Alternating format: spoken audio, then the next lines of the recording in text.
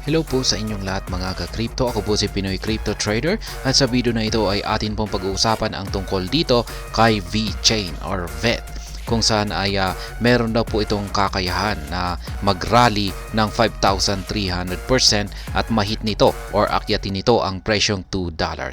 At ayan po ang ating pag-uusapan kung kailan daw po ito magaganap or mangyayari. At ayan, bago po tayo magpatuloy ay nais ko lamang po munang bigyang linaw ang aking disclaimer kung saan ang nilalaman po ng video na ito ay hindi po ito isang financial advice. For education and information purposes lamang po ang layunin nito. Maliban po dito ay nais ko na rin pong magbigay babala na wala pong kahit anumang group chat ang Pinoy Crypto Trader. Yan, VeChain recently witnessed a massive rally, hitting a new yearly high of 0.038. Yan, however, the token has faced a 0.3% correction in the daily charts, with its price falling to 0.036. Nonetheless, VET is still up by 5.6% in the weekly charts, over 27% in the last 14 days, and more than 68% over the previous month.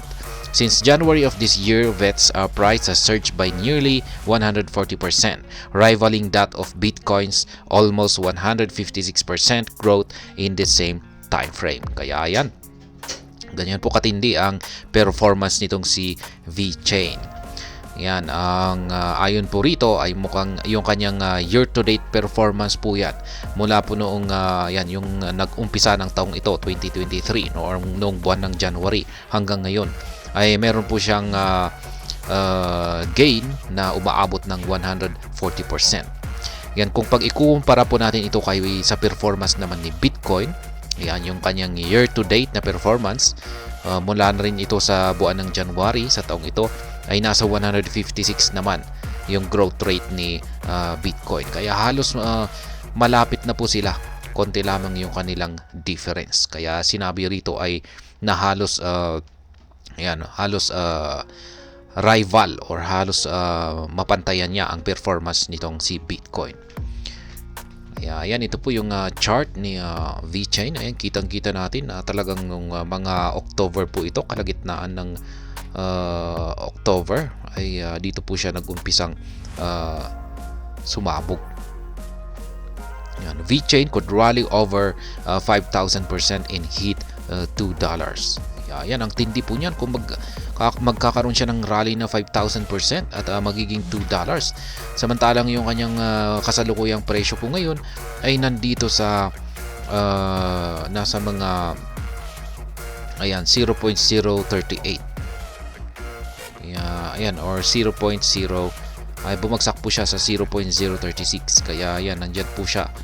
Kaya biruin mo naman 0.036 hanggang aakyatin niya yung $2 ay napakalaki po niyan.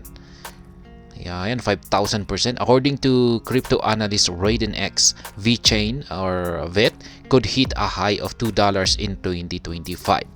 Ayan, sa taong 2025 daw po ito magaganap.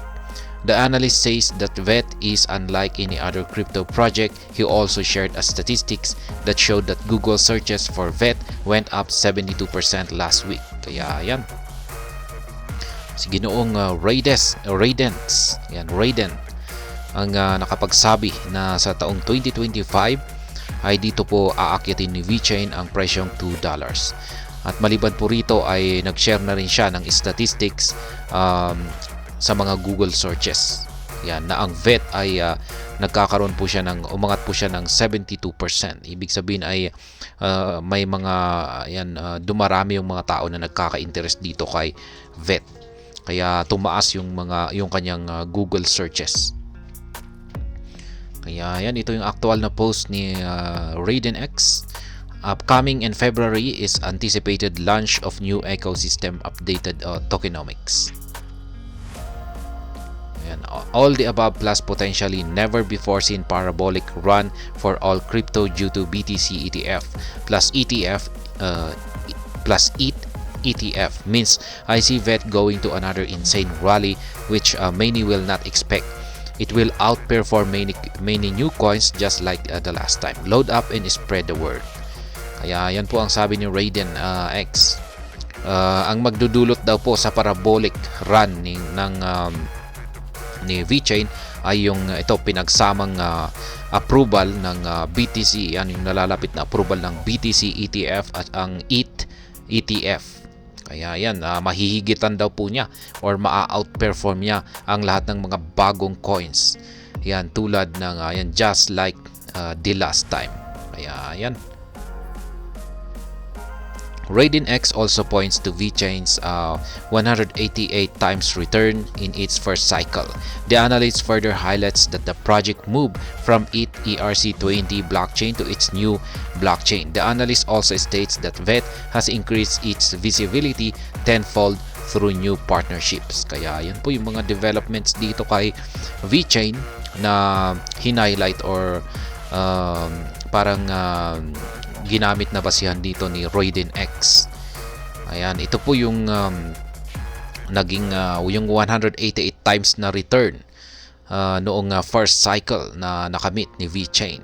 At saka maliban po rito ay yung ayan, yung kanilang pag-move sa bagong blockchain nito. Mula po sa ETH ERC20 ay lumipat na po sila sa kanilang sariling bagong blockchain.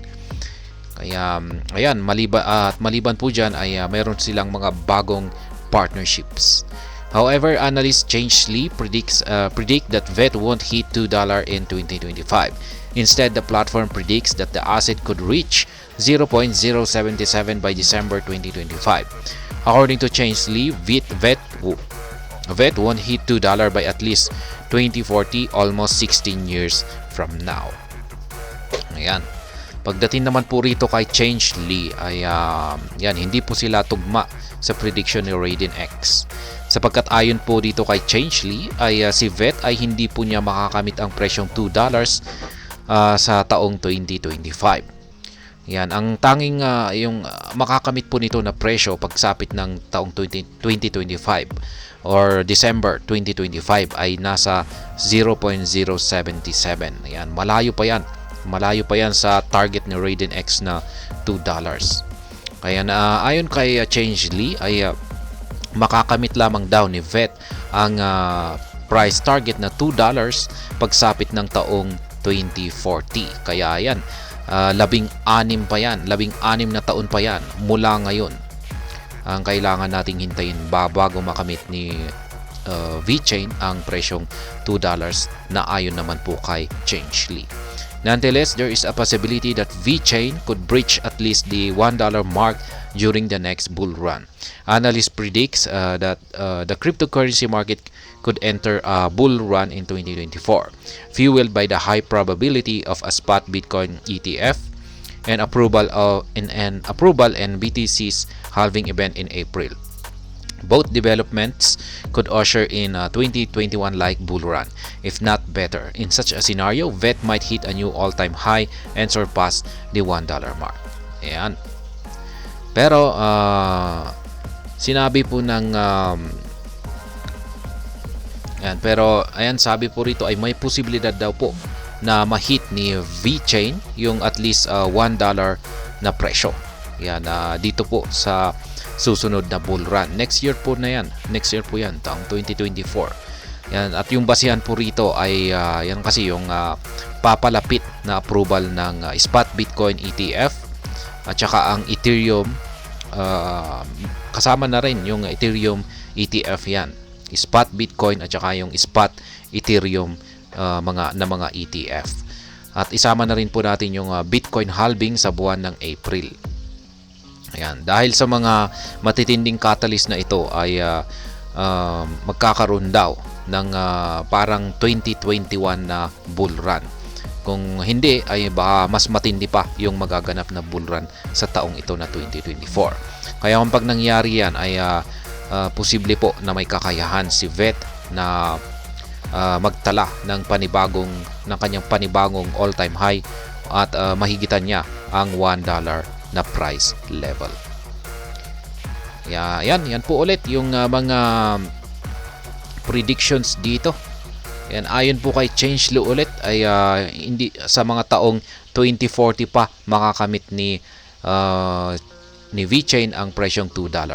Pero ayon naman po kay Raiden X ay next year na po yan, 2024 kung saan ay magkakaroon tayo ng bull market kung saan ay yan magiging papasok na ang crypto market sa bull cycle. At ayan, hanggang dito na lamang po tayo sa video na ito. Sana po ay inyong nagustuhan ang aking paliwanag dito.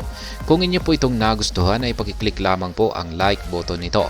Para naman po sa mga bago lamang dito, kayo po ay aking inaanyayahan para mag-subscribe. Pakiclick na rin po ang bell icon nito dahil ito po ang siyang magsisilbing notification nito sa mga bago kong videos na akin pong ina-upload sa aking YouTube channel na ito. Marami pong salamat sa panunood. Ingat po tayo lagi at God bless po sa ating lahat.